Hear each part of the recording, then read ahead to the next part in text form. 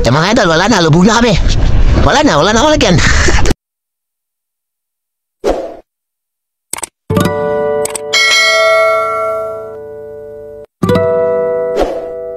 Ayan na nga mga kanguso, sinubukan natin sumama sa laot kasama yung ating mga pinsan, no?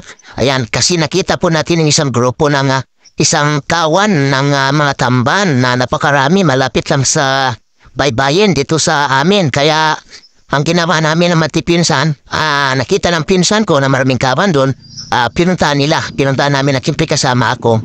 At yun na nga, nung pagdating natin doon sa area ay sobrang napakaraming isda ang ating nakita doon. Eto napapansin ko ninyo, huhulugan po natin yan ng lambat, hinulugan po ng pinsan namin ng lambat. Kaya sobrang dami talaga ng mga isda dyan, yung tamban, yung ginagawang tuyo, mga kanguso, sobrang dami. Tuwang-tuwa yung mga pinsan ko abang sumisisi dahil nga makikita naman natin yun kung gaano karami ang isda na nandiyan na yun, no? Na yan, kikita natin, puting-puti yung karagatan. Ganyan isda po na yung mga tanguso, ayun po yung ginagawang tuyo, no? Yung binibinta sa palengke kapag natuyo na siya. Yung nire-repack ng mga tindira natin. Sobrang tuwang-tuwa kami dyan mga tanguso dahil nga first time ko nakakita ng ganyan karaming isda. No? First time in the history of my life. Ayan, hinahango na po namin yung lambat dyan sa park na yan mga tanguso. Kikita naman ninyo, sobrang dami talaga. Lumubog pa yung bangka namin dyan dahil hindi na nga kinaya ng bangka. Sobrang dami po talaga ng isda dyan. At siyempre, marami rin pong nag-benefits dyan o nakinabang dahil hindi na namin kaya yung dami ng isda ay tumawag na po dyan kami ng aming mga kapitbahay para po tulungan kami na alisin yung isda sa pisnit or sa lambat na ginamit sa paghuhuli ng isda. Hindi po yan matatagpuan sa amin sa Palawan.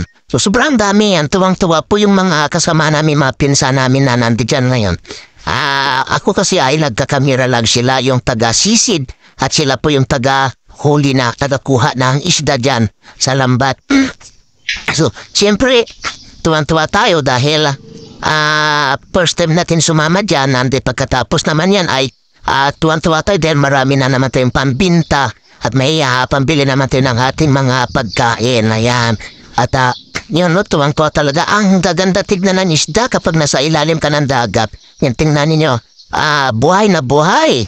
No, lumalamoy pa. So ayan na nga, hinahango na namin ng isda. Yan, kitang-kita naman ninyo. Punong-puno yung bangka at nalubog na po po kami dyan dahil sa sobrang dami ng isda. So ang ginawa namin po dyan ay tinulak na lang po yung bangka papunta sa Pangpang dahil nga lubog na po yung bangka dyan mga kaibigan, mga kanguso. Yan. At siyempre, hindi lang po kami ang tuwang-tuwa dyan dahil ang atin pong mga kapitbahay, yung mga kalapit bahay po natin, siyempre nakinabang din dyan dahil pinangbigyan na po namin sa kanila ang isda dahil nga sobrang dami talaga mga kaibigan. Siyempre, ako tuwang-tuwa talaga ako dahil first time ko po makakita ng ganito karaming isda at first time ko din pong sumama na ng huli ng isda. First time ko rin po talagang sumama. Ayan, tingnan nyo, makikita po natin dyan ay itinutulak na lang po yung bangka dahil nga punong-puno na po yan. Malapit lang po yan sa Pangpang, mga kanguso. Wala pa yan siyang 200 meters mula sa baybayin. Yung kung saan ay nakuha o nahuli yung lalambat, yung napakaraming isda niya na tamban. Ayan, medyo sinisinat-sinat tayo mga kanguso sa pagbo-voice over dahil hindi marinig ang ating boses doon nung nasa laot tayo dahil medyo malakas-lakas ang kunti yung hangin. Kita naman ninyo kanina yung alon, medyo malalaki. Ayan. So ayan nga, binababa na po yung isda at tinutulak na lang po yung bangka. So ayan, nasa Pangpang na nga po kami. Yan, punong-puno talaga mga kabis, mga kanguso. Tingnan nyo, gumagalaw-galaw pa buhay na buhay pa po yung mga isda. No, punong-puno, di ba? Nakikita naman natin. Sobrang nakakatuwa dahil nga first time natin makakita ng ganitong karaming isda. Ayan, medyo hindi nga lang maayos yung ating pagkakakuha ng video dahil magalaw yung ating camera. Dahil nga po ay nasa dagat po tayo. mga kanguso, mga kabisig. So, ayan, kikita na natin na dyan na po kami sa baybayin. Nasa baybayin na po kami. At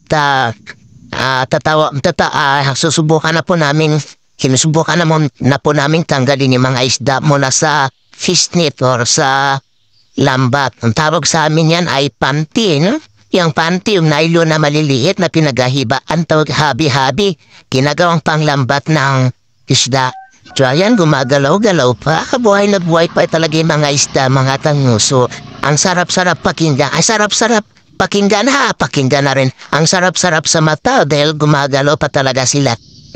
Pumiglas sila para makatata sa lambat. Kaya lang, sorry, mga kaibigan isda, no? Wala na po kayong pagkakataon makatatas. Dahil na sumapot na po kayo sa aming trap, no? Pumasok kayo sa trap namin, kaya ayan tuloy ang nangyari sa inyo. Ayan. Tanaman natin, isa-isa na po yung nilalagay sa basket, sa lalagyan ng isda. Ayan na nga mga tanguso, kaibigan, nandiyan ang mga katikbahay natin, yung mga maritis. Siyempre, abang nangunguha ng isda dyan, tuwang-tuwa po yun sila, nagmamaritisan pa yan sila. Sabihin, makakalibre na naman sila ng ulam. And take note, mga kanguso, hindi lang nila yan ipapam ulam. Ibibinta pa po nila yan, mga isdang yan, para kahit paano may pambili sila ng bigas. O, diba? Nakatulong na tayo sa kanila. Masaya na sila, nakatulong pa tayo sa kanila. Diba, mga kanguso? Diba? Ayan, no? Ayan, gumagalaw-galaw pa talaga. Sobrang sariwang-sariwa. Alam niyo mga kanguso, kung kumapain kayo ng kinilaw na isda, napakasarap doon yan kilawin, yung isdang yan. Yung tamban, hindi ko lang po alam kung anong tawag sa inyo ng isdang yan eh. Pero sa amin po kasi, ang tawag sa amin yan ay isdang tamban. Or in other words ay, tuloy ba yun? Parang tuloy o tamban. Basta tamban ang alam ko. Yan ni mga pati aso, nakikimaritis na rin, di ba mga kanguso? Ayun, bani-baniera, kita niyo mga kanguso.